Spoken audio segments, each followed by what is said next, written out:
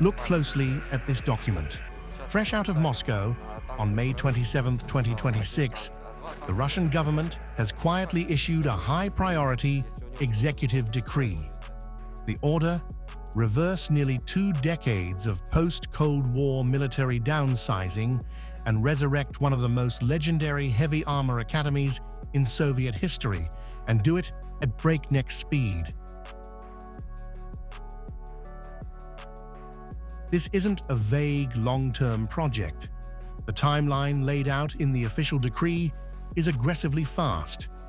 The Ministry of Defense has been given just over 60 days until August 1st to stand up the core operations of the Chelyabinsk Higher Tank Command School. From approving its new charter to seizing regional land and property, the Kremlin is treating this bureaucratic build-up. So, what exactly is this school?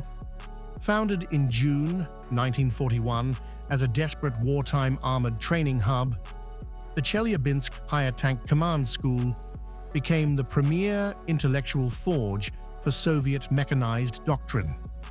For decades, it wasn't just a school for domestic officers. It trained elite tank specialists from more than 10 nations across the globe who operated Soviet armor, before it was abruptly shut down and liquidated in 2007 during a sweeping wave of military optimization. To understand why Moscow is bringing it back now, you have to understand its geography. Chelyabinsk isn't just a city on a map. It is TANKOGRAD, the historic iron capital of Soviet heavy industry. During World War II, this single region mass-produced thousands of heavy tanks, navigators, and technicians that broke the back of the panzer divisions. By reviving this specific academy, Moscow is tapping back into a terrifying legacy of total industrial mobilization. But what is the real game here?